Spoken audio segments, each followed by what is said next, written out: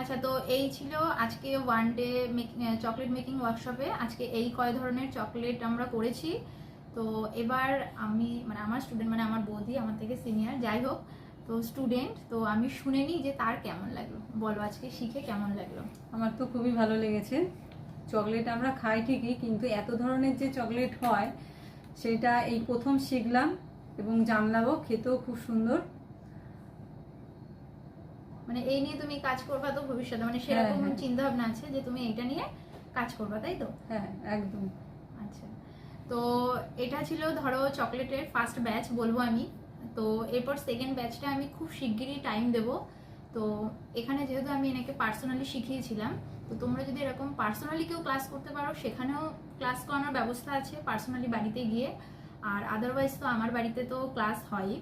তো খুব শিগগিরই তোমাদের সাথে আবার দেখা হচ্ছে নতুন কোনো ভিডিও নিয়ে আর নতুন ক্লাসে।